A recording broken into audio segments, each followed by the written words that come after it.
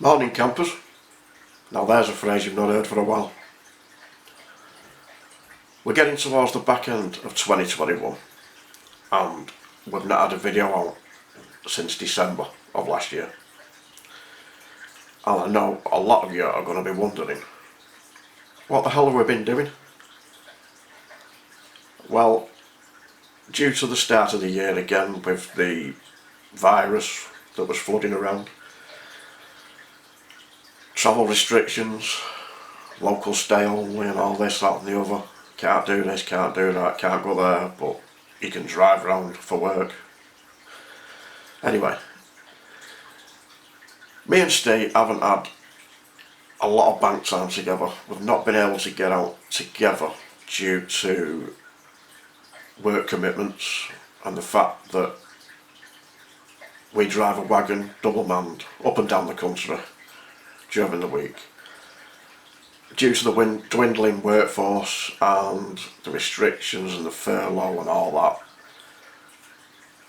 there was a new ruling that came in at work where 2 drivers couldn't be off at the same time. So that knackered any plans of any long weekend trips. So we've not really been out on the banks together much, but having said that, we have been out. We've had a little bit of bank time and we have had a little bit of filming, some pictures taken, we've had a few fish. Not many, but a few. Family staycations. Anyway, enough rabbiting. Let's have a look at what the last 12 months have brought. Welcome to the catch-up.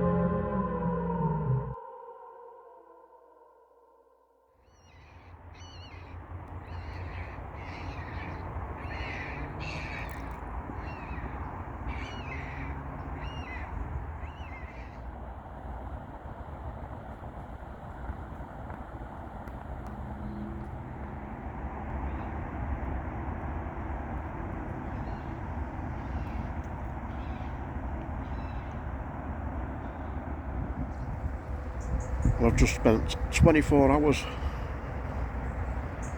on a completely different lake without a touch, hardly any sight of fish,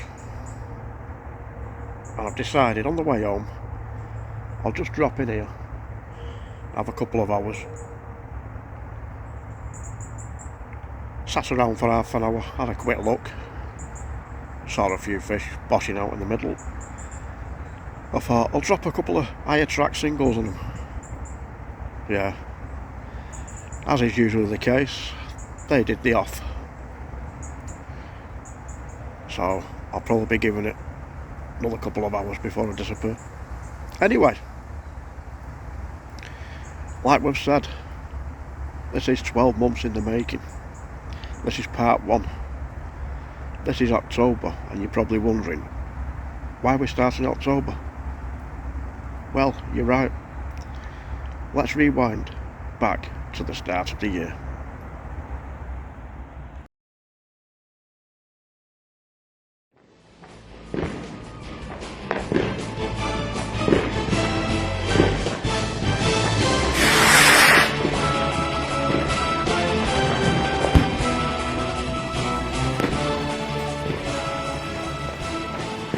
So 2021 started with a bang. And as we'd all been mixing at Christmas, Boris decided that with the R rate going back up and the COVID, that we would be back into lockdown. Exercise was limited to local areas only, even though himself went 7 miles on a bike ride. The trouble I had then was that the 2 local waters to me in my club, one is 21 mile away and the other one is 19, 20 in the other direction. So that wasn't classed as local. That meant I was staying put. There was no way of getting out onto the banks.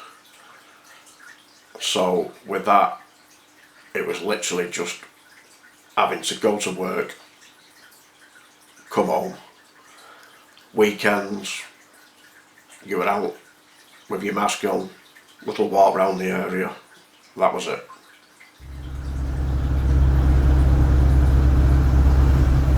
I just want to go fishing. Meanwhile, Steve, on the other hand, was quite fortunate in the fact that he had a small lake literally down the road for him, just a short walk from his house, in Wigan, known as the Clay Hole.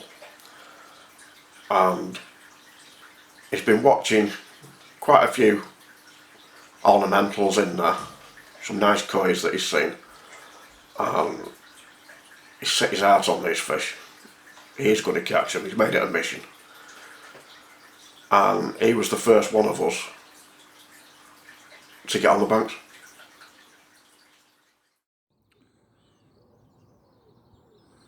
I've just got here at Clay Hole, just coming light. Got one rod out already, the other one just rigging up now. It's not a prolific water, not a big head of carp in at all. But a 17 pounder came out about a week and a half ago, but there are 4 kois in here, go up to about 10 pound, so that's what I'm aiming for. It's only around the corner from where I live. Basically it's a park lake, but there's potential. The other thing is, it's full of snotters. It is Bream City, so it's one of them. It's going to be a slogging match, but we'll crack on and we'll see how it goes. Just a day session today, so we'll see how we go on. Right, rig I'm using today, just a simple blowback rig.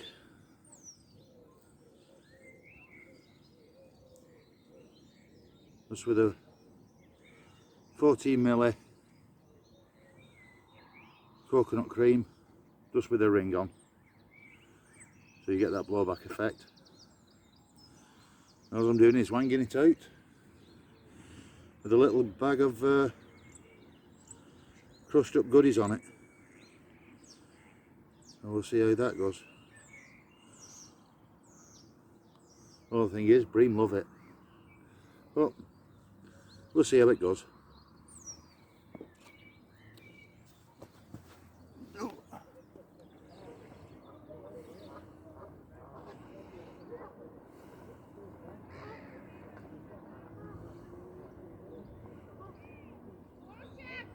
No, 4 of them in a row. And just can't get them. You couldn't.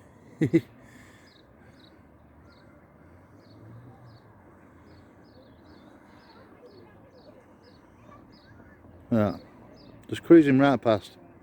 I've got a zig there at 4 foot in 6 foot of water, so it's in front of the nose, but they're not having it. I will have one eventually. Well, nothing up to press. Only that one bream, £5, just under, but it is what it is when you're fishing for these coys. They're really skittish. I've stuck a zig out because they're on top, but they're just not having nothing. They're following each other. It looks like they're going to spawn, but it is what it is. Can't get them. They're not there. They won't have it. So just keep plugging it out now. I'm going to give it another hour. It's about 20 past 2 now, so give it to about 3:30, something like that. And then time for wrap up. I'd like to stay longer, but early run tomorrow down to Southampton, so early to Bobo's.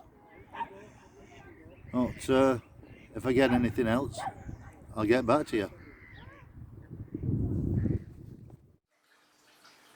So it was 3 long months of driving around the country, passing waters with the local anglers all bivvied up, enjoying themselves, looking on with envious eyes. And then on the 29th of March, local restrictions were lifted. Now, that sounds quite good. That is like, yippee, yes, it's finally here. I can finally get a bait in the water, but no. Because the 29th was a Monday, which meant I still had a whole 5 days of torment driving up and down the country, looking at Facebook, looking at social media platforms, looking at people holding fish up for the cameras. Everyone was out fishing. Where was I? We were still at work. We had to wait till the Friday. So the Friday came, it was off to work, it was home from work, the rods and the gear was waiting in the car park. It was finally time to get on the banks. So the first 24 hours of the first trip of the year saw me blanking. The lake was silent, although it was nice to be back. Not so much as a bleep. So on the Saturday afternoon, I decided it was time to throw the gear in the car, head down to a different lake and spend the night on there.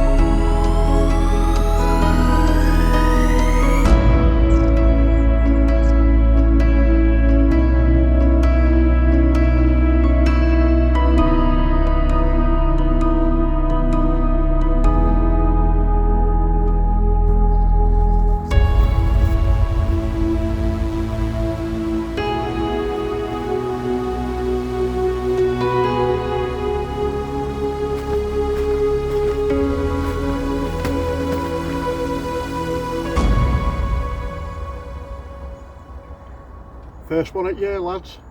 Pressure's off. Mr. Carp. Only little, but most welcome.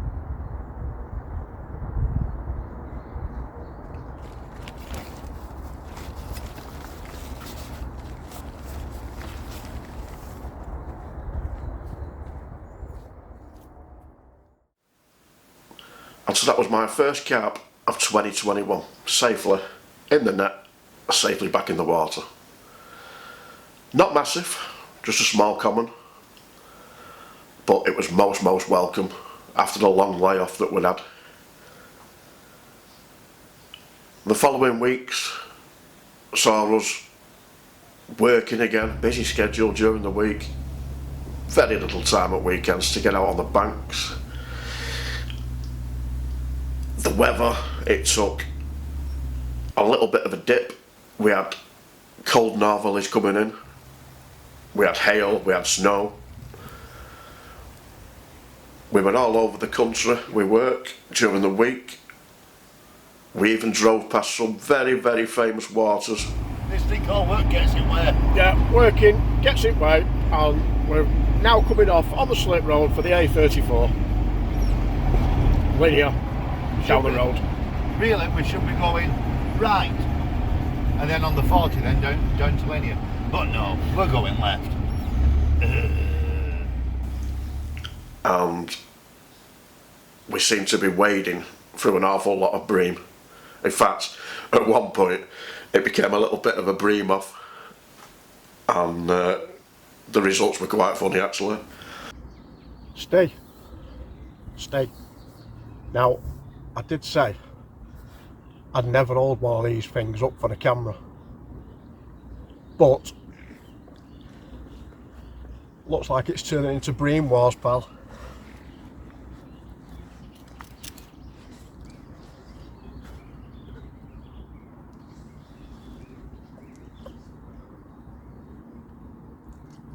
Especially for you, that, mate. Belly on it, just over 11 pound. I had a bream. So that was bream wars, and from what you've seen, that was probably every bream angler's wet dream. Unfortunately, it wasn't one of the carp that I was after. That water is renowned for being a very hard, low stock water. And my surprise, in that same session when that bream turned up, not long after, I finally, after 2 years of hunting these carp down, managed to trick one of its inhabitants. Well, it's not one of the 30s I was after, but 11.6 from a rock hard water. Yeah, with them scales, I'll take that any day of the week. What a way to cure a hangover.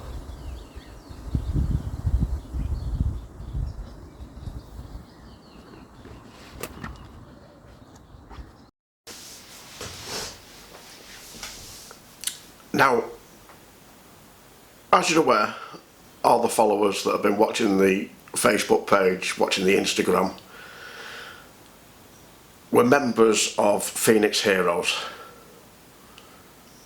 Now, Phoenix Heroes is a non-profitable charity, and it helps the veterans, gets them off the streets, it's helping them with PTSD, mental health issues. It's a remarkable charity.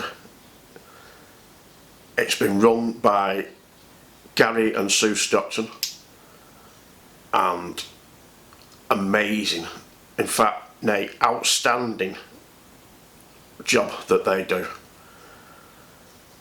Head over to www.phoenixheroes.co.uk to find out more. If you're a veteran that needs help, if you're a veteran that's into the carp fishing, head on over, have a look. Like I say, brilliant organisation.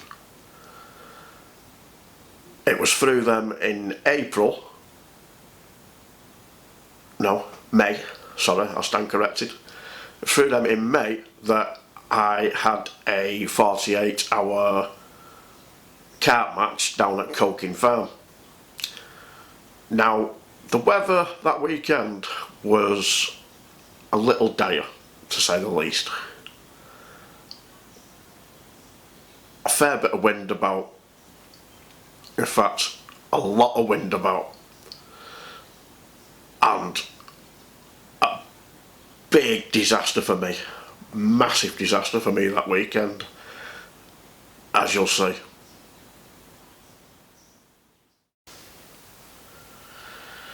So, the Coking Farm disaster. How did it play out? Well, we'd already done an online draw a few days previous, so I rocked down to Gillingham way before gates opening, met a few of the Phoenix lads, said our hellos. We felt like we already knew each other because we'd been talking to each other on the WhatsApps. The gates were opened and off we went round to our pegs.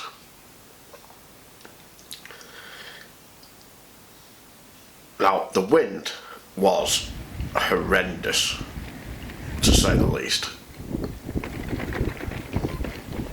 And for some unknown reason, I decided to take the two-man bivvy.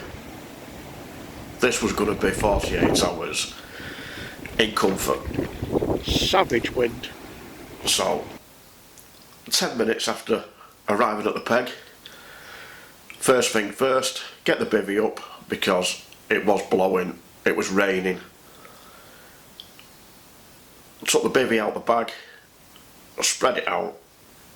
I put the back pegs in to secure it down, and just as I was pulling it into place, just pulling it up, there was this massive gust of wind and it literally ripped the bivvy from my grasp and it just folded it, and I mean proper folded it up. The ribs just snapped in my hand and I was left with basically an expensive tarpaulin. Luckily, one of the lads, Teddy Wells, now he's a top fella, he is a top fella, he was arriving later that day. He had stuff to do, he couldn't make the start of the match, he was going to turn up late and fish. He was happy with that. Luckily for me, he'd seen the pictures that I put on WhatsApp of the disaster that I had, and he had a spare bivvy. Now that spare bivvy was coming with Terry, and it wasn't going to arrive until 4:30 in the afternoon. I was sat underneath my little tarpaulin with a couple of bank sticks just to hold it up, sat on a bucket underneath, sheltering from the rain, and straight away from that moment my head was down.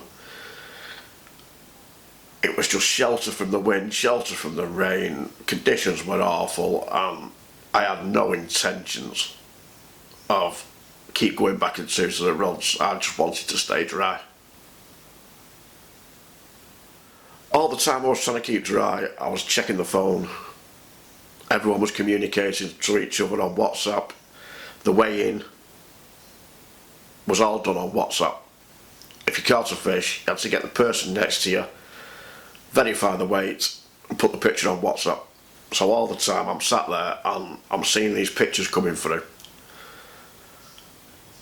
So as you can imagine, my head was already down from the disaster, and it was just going, sinking lower and lower and lower. The concentration level was just gone.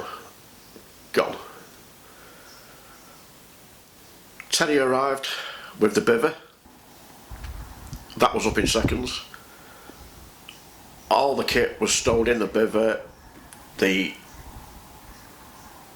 Avid bivvy, which was folded, That was unceremoniously dumped back in its bag, dumped in the car, and to be honest, that to this day is still in the same state in its bag, stored somewhere. That will probably end up being donated to Phoenix once it's repaired. But that night, once I got settled in the new bivvy, the rain came as well, and it wasn't good. It wasn't good.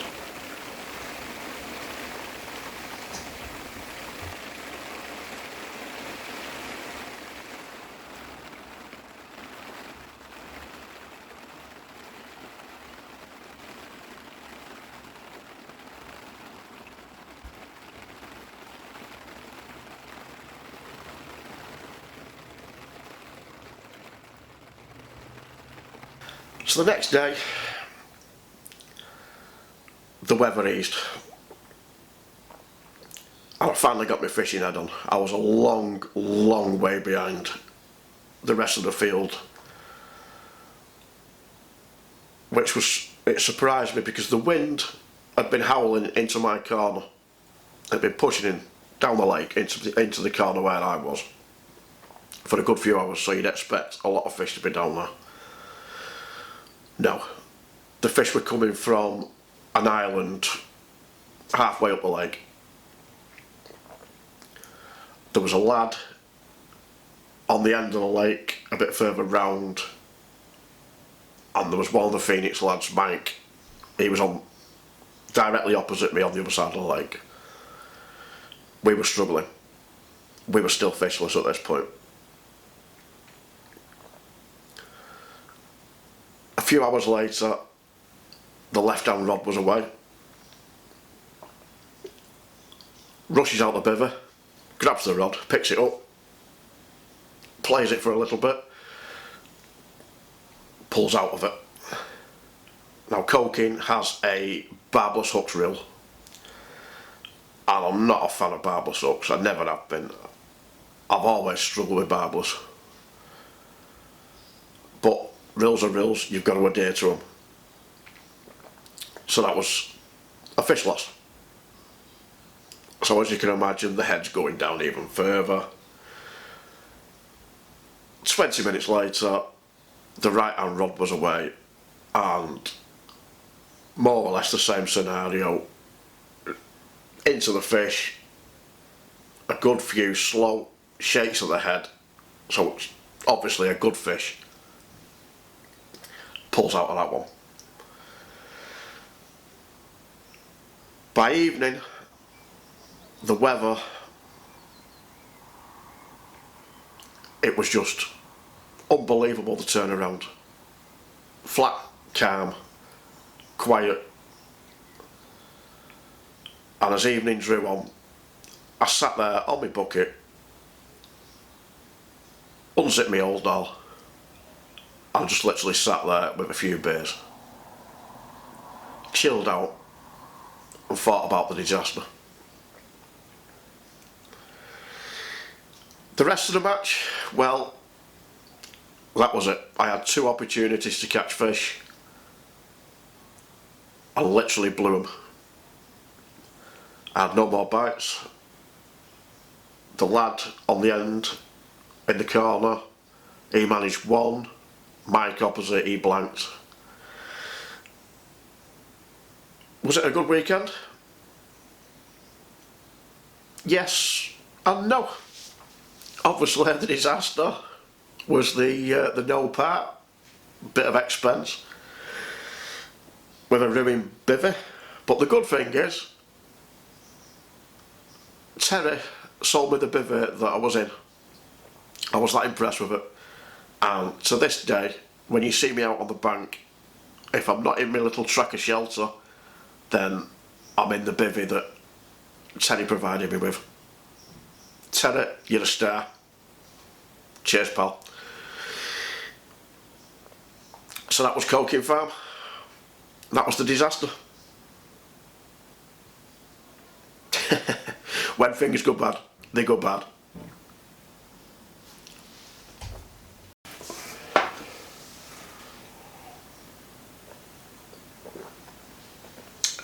Right then. 31 minutes in, and I know fishing videos can get a bit boring, especially the longer ones, so rather than lose the viewer's interest, I'm going to end this here. This is the end of part 1. Obviously after that long description of Coking Farm and staring at me here now on the camera, yeah, interest is going to wane a little bit. So, what have we got in part 2? Well, we have got for you a lot more fishing footage. Hopefully a lot less talking from me. We've got Phoenix events at Springview. We've got a nice little getaway. Me and the missus had a week in a cabin, hot tub, took the lad. That was quite nice, as you'll see. We've got trips to Linear to come. We've got plenty more stuff. So it's farewell for now. It's New Year's Eve. I'm getting them down me. I'm going to wish you all the very best for the coming year. Stay tuned, keep your eyes out for part 2. That's going to be coming very, very shortly because I have had the laptops out all day. So for now, as I say, farewell. Have a lovely evening. And I'll see you in the new year.